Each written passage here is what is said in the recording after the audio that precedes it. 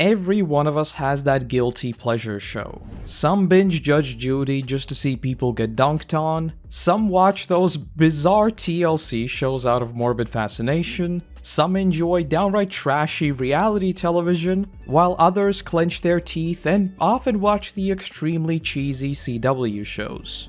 Well, for me, Survivor has always fulfilled that role. It's a show that I thoroughly enjoy, but I certainly know it's not for everyone. And I'd wager that for many of you, as soon as you hear about Survivor or reality TV in general, I'd imagine the first thing that comes into your mind is scripted, way over the top, and just likely not very good. And I think that's the exact reason why Survivor has always stuck out to me. Because for better or worse, it depicts actual reality in a setting that would make you believe it isn't. Yet it still manages to tell incredibly gripping stories. The concept of putting people on an island and seeing how they'd survive, in this day and age at least, is of course nothing new. But when the show first began, it was unheard of. Obviously, it wasn't the first attempt to do something like that, but managing to do it in such an enticing and gamified way, it was a first. And not surprisingly, it garnered a sizable audience from that novelty alone. Problem is, novelty wears off fairly quickly, so all that's left is the core appeal and the quality of the show itself. Watching a group of people build a shelter in the jungle can only be exciting so many times, right? And that's where the evolution of the game comes in. With more and more casts cycling through what is largely the same game, clearly they'd learned from those who came before, right? And again, the thing with Survivor is that, for better or worse, it does depict reality. There's a reason why you haven't seen an expose in its 22 years or 42 seasons. While it does bend the truth, it is the truth. This does of course come with issues of its own. Salty voted out contestants leaking the boot order, very real serious problems happening that forced the game to be put on hold, among many other things. But point is, with newer casts coming in, they do not hide the fact that many of them are very well acquainted with how the game works, and so theory crafting begins to take place on essentially all fronts. While survival and fitness used to be the primary decider of who goes home, many began to realize that physical threats don't necessarily constitute a serious threat in the later stages of the game, as a single big strategic move can easily overshadow physical strength. Because hey, at the end of the day, this is a social game more than anything else. You need people to vote for you in the end, not just a robot that looks at your raw performance. So if you can convince said people that you were the puppet master all along, the players who might have carried the physical challenges just turn out to be your puppets. And with that, the show drifted into a much more people-centric story. Building the shelter just became a backdrop for alliances that begun brewing as soon as day one, and the strategic component of the game quickly became front stage. And because of that, the storytelling of the show also has to adapt, as you're no longer just weeding out the physically weak, and it's more so a social game rather than one of survival. Think of any fictional story. Any good written narrative will show you a person's intelligence rather than just tell you about it, right? There's a reason why the show don't tell saying exists, and that is exactly what Survivor has to do as well. And for some extra background, it's important to know that the show takes place over 39 days, which has recently been reduced to 26, but that will only make what I say that much more important. So knowing that, it shouldn't surprise you to hear that a normal 39-day season of Survivor usually has, by conservative estimates, at least 2,000 hours of footage that has to be edited down to 12 to 14 40-minute episodes. Much of this will of course be B-roll and other things like that, but point is, there is a lot of footage. This is reality, you don't know what's going to happen, so you'd rather just film it all, right? And so, what do you do with all of this footage? Well, as with any story, you must shape it into a narrative. There must be heroes, there must be villains, there should be some comedic relief, etc, etc.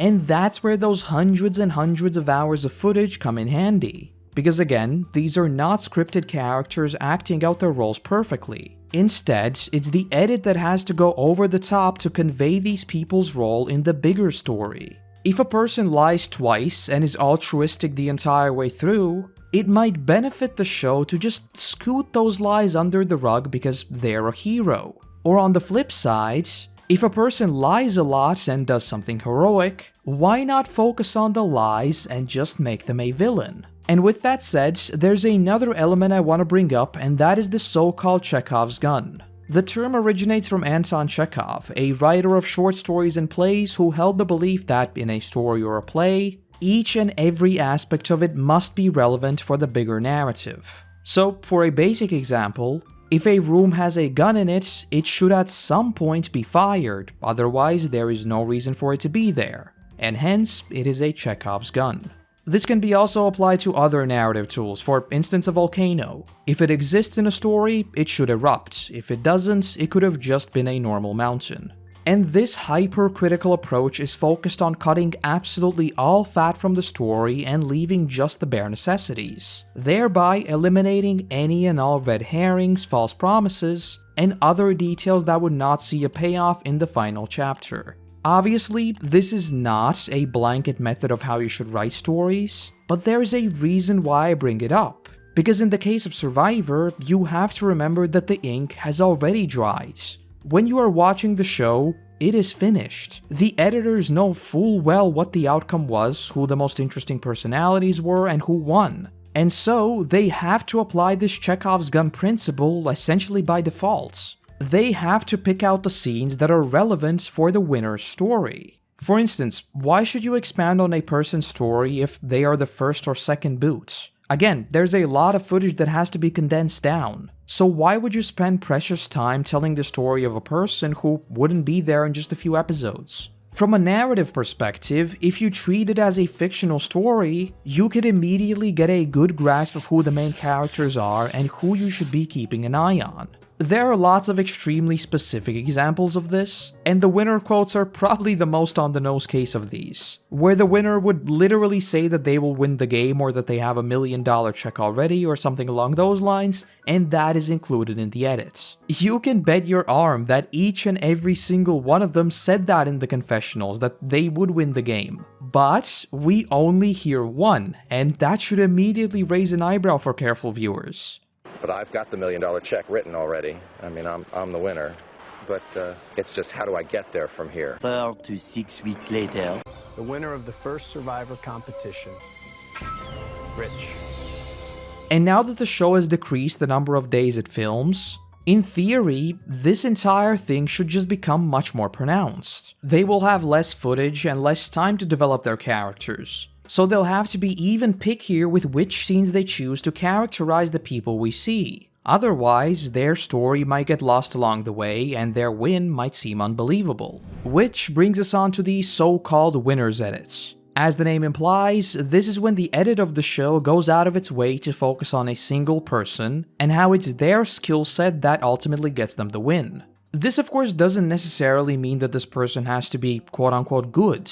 It can be a master manipulator who lies their entire way through the game. What matters is that we gain insight into how they did that. There is a long list of clues that point to someone receiving the winner's edits, but I'll just bring up a few examples to illustrate my points. Obviously, these are not hard rules, but more so loose guidelines as to what you should keep an eye on. Like I said with the winner quotes, it all begins in episode 1, where you should look at the players who get confessionals. Just like with fiction, the premiere sets up all the storylines of the season, so these confessionals should also establish some core relationships and personalities. And that is especially true if the players make some wild predictions on how the game will turn out. Because from the story perspective, if the prediction is completely and utterly wrong, especially in episode 1 that is already packed, it would normally just be cut.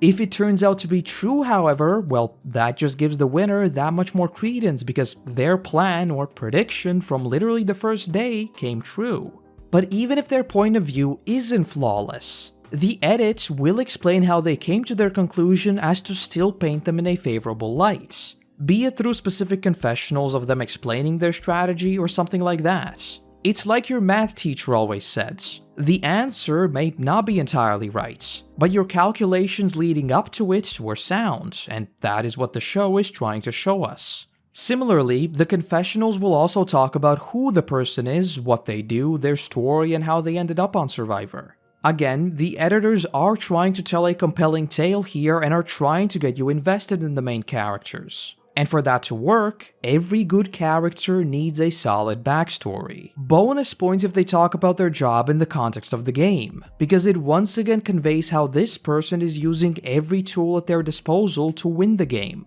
And speaking of explaining their actions, it's also important to look at how they are shown to us. Framing is an extremely effective tool, and Survivor leverages it to the fullest. Talking about a grand plan with intense music playing will clearly seem far different than if something goofy was to play in the background instead, right? If the character is trying to lie to someone, how is that shown to us? Do we focus on confused faces and silly music implying that their lie was terrible? Do we immediately cut to a confessional of the person calling them out? Or do we not follow up at all? If a person's just bantering around in camp and does something dumb, do we laugh at them or do we laugh with them? All of these very subtle framing techniques can essentially paint two drastically different perceptions of identical events. So you just have to keep in mind that the show is purposefully trying to make you feel a certain way about what happened. It is all in the eye of the beholder. Another thing to watch out for is their relationships.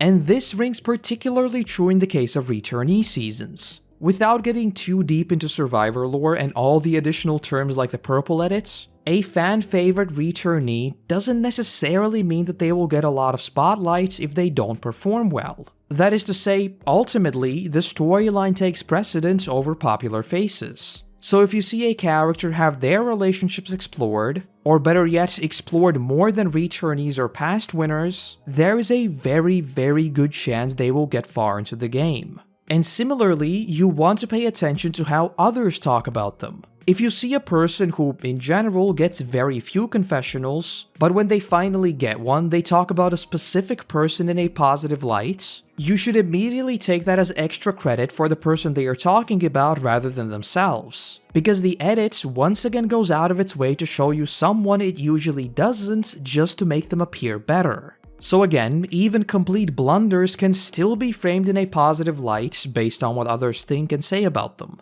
And when it comes to blunders, there's also a completely different dimension to think about, and those are comebacks and redemption stories. If a person is suddenly getting dunked on by the edit time after time, that too should make you raise an eyebrow, since if they were to go home immediately after, chances are they wouldn't get that much screen time. So maybe the edit is doing just that, telling you a story of trials and tribulations for the winner. It goes out of its way to show you how much they messed up, but managed to overcome all of that and ultimately win the game. Bonus points if the person acknowledges their weaknesses and explains how they will fix their mistakes. And the last thing to know with blunders, and yes, this does contradict what I said before, is hiding the blunders of the winner outright.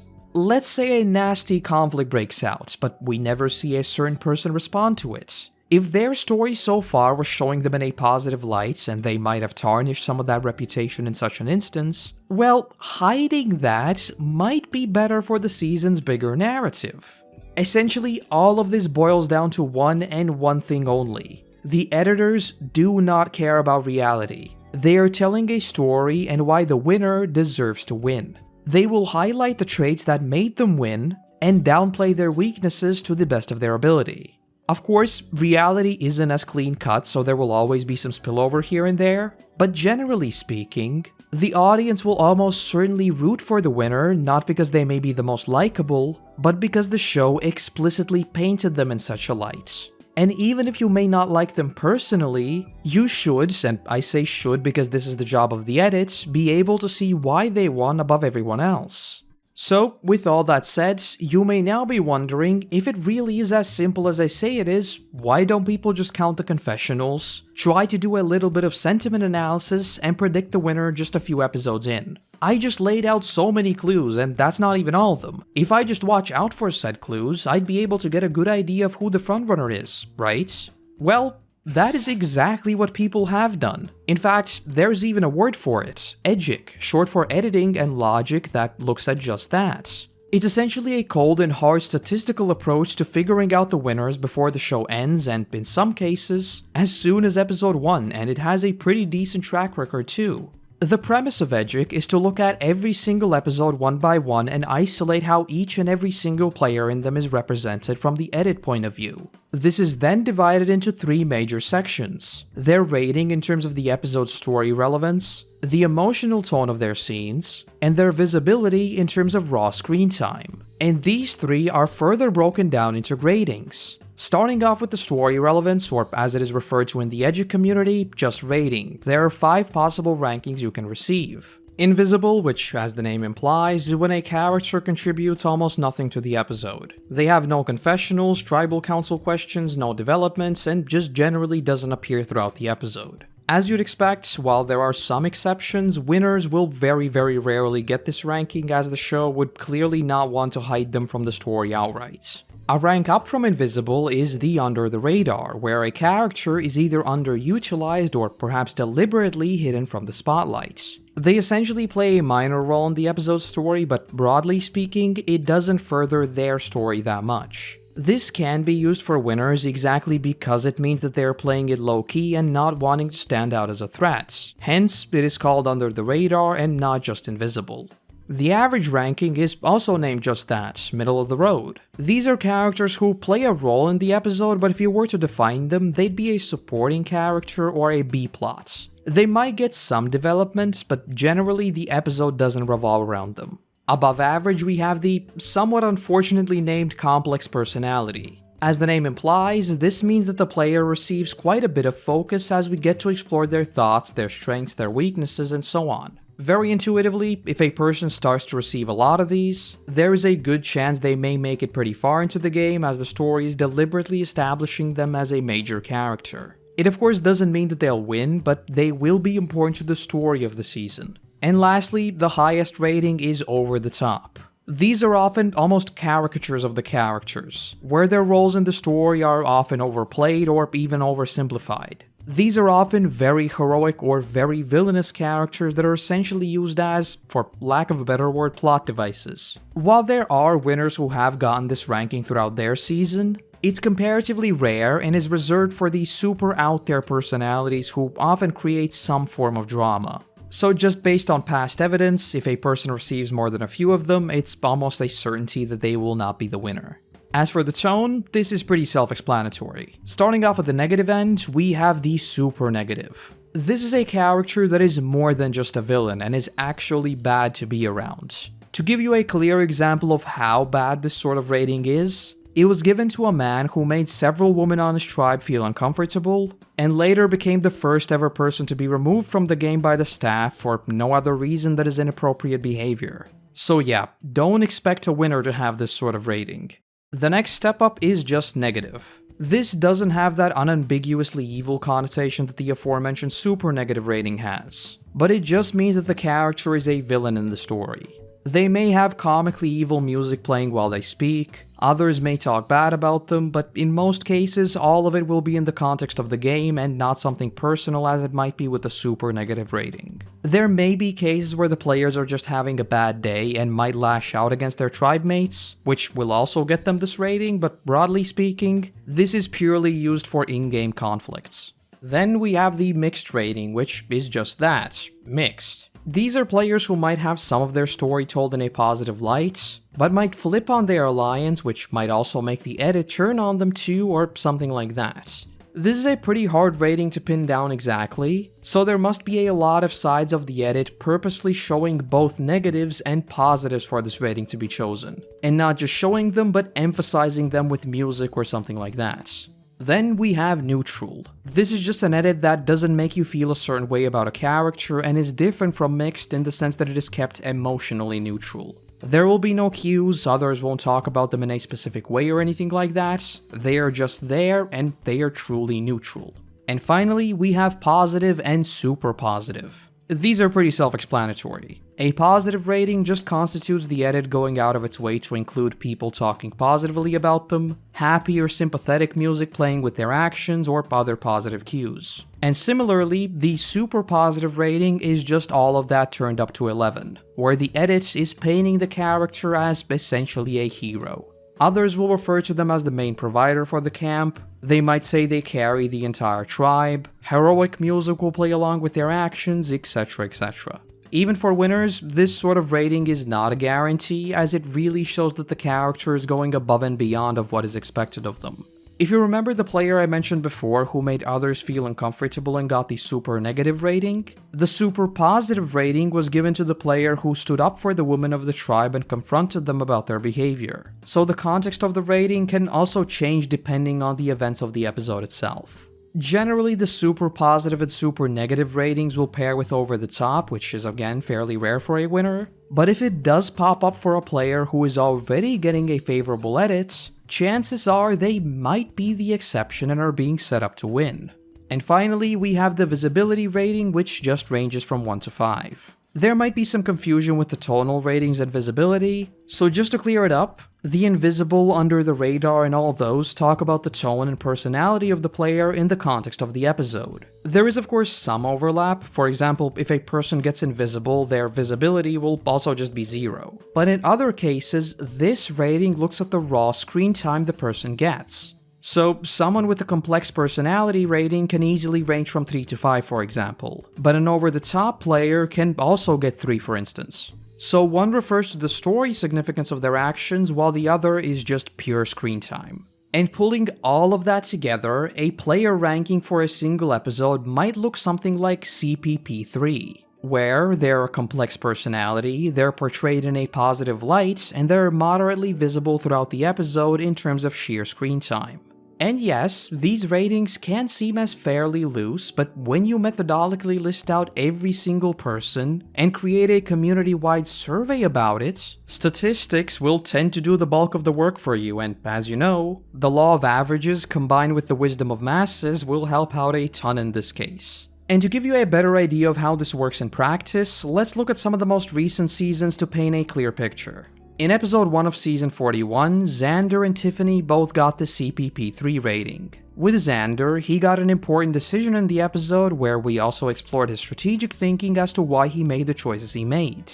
As this was a very big part of the episode, that alone is enough to flag him as the complex personality in this one since his strategic thinking was explored. Similarly, because he talked about his experiences with said decision among other players, his tribe mates talk about how he is trustworthy, much of which paints him in a generally positive light, hence the positive tone. And finally, he got a decent amount of screen time with his in-game decision and everything surrounding that, but not much aside from that. So in terms of raw screen time, it is just an average 3. As for Tiffany, things are a little more complex, because her screen time and development doesn't come from an explicit decision or game event, but rather it's the wider story of the episode. Similar to Xander, Tiffany's positive rating comes from others speaking positively about her, and better yet, a player who speaks bad about her performance in the challenge is also proven wrong, which again, you have to remember is included explicitly to change the way we perceive her. It is purposefully trying to make the other party seem in the wrong, which is further strengthened by the fact that they are also the first boot of the season. So again, leveraging what happened in reality and bending it to the story needs. As for the complex personality parts, much of that comes from her backstory being included in the episode, and her relationships were explored comparatively more than the other characters. And again, in terms of raw screen time, she gets a 3. Largely because this is a premiere and everything is all over the place, but also because she's not necessarily the main character here. Of course, with just these two people, you might still not be convinced, and I can totally see why. At the end of the day, there is a lot of bias here, and we are doing quite a bit of guesstimating. But it's as close as you can get to having hard and statistical evidence to predict the winner, because at the end of the day, the season is only as good as the story, and if there is a story, there are hints.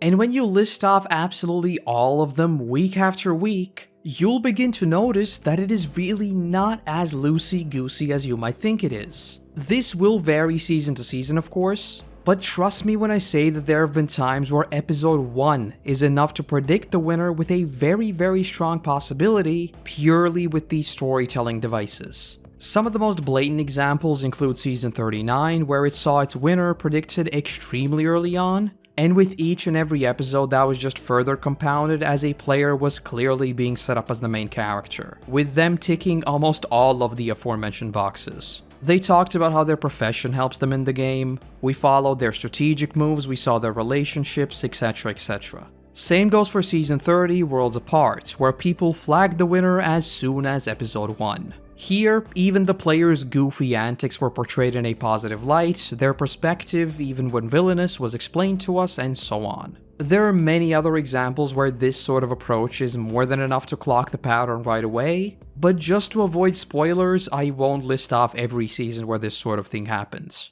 So, that said, Survivor's over, right? Theory crafting has surpassed the show and it's solved. Episode 1, I know the winner, case closed. Well, no, not by a long shot. You see, all of this internet sleuthing I've been talking about has been purely one-sided. The Edgic community looks at the story of the season and draws their conclusions from that, thereby predicting who the winner might be. It's super straightforward, right? But what if, just like in fictional stories, the editors hide their reveals or sometimes throw you off intentionally, knowing full well that there are people trying to read past just what is shown to us on screen and are looking at the technical side?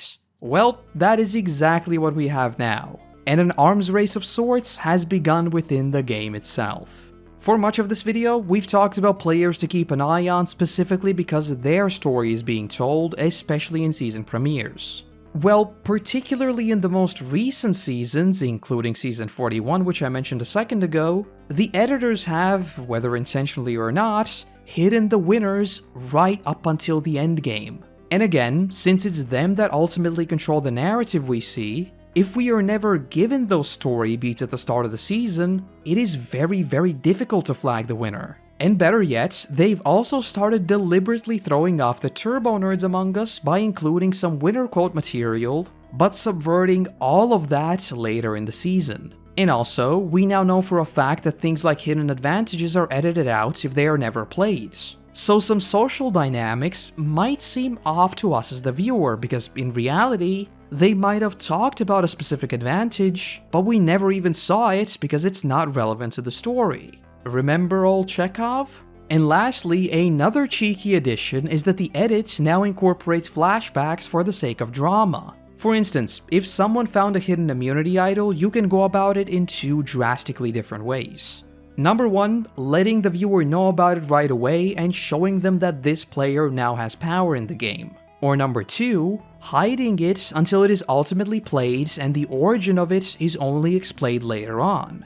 Narratively, it doesn't change much for the season if you're just watching normally, but if you wanted to glean information for the sake of these sorts of Edgic predictions, spending more time with the contestant and hearing their thoughts as they're looking for the idol might lend more credence to their victory. And if we never see that, the predictions are thrown off. And with all of that, the Edgic side is also changing.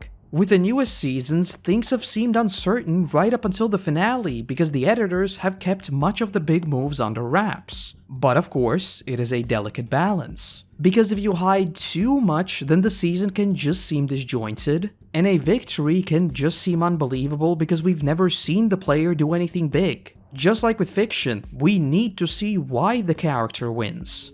So on the Edgic side, we now look at the past season. There was a blatant winner quote there, so if it appears now, is it purposely trying to throw us off, or can we read into it as a potential clue? What about raw screen time? Obviously your main characters would take up most of it, right? Well, what if the entire storyline of the season is about someone laying low until they take over the game extremely quickly at the very end? How do we predict that if we have nothing to go off of? What about all the new advantages? Is a person finding a lot of them pointing to the fact that they'll be super important in the story, and that they are fighting for their survival in the game? Or is it being shown to us because they would be misplayed and are used as a negative? What about advantages that we never even see? Sure, it was never played, but could it have impacted the social dynamics we see during the votes, which would also give important clues as to who's the frontrunner?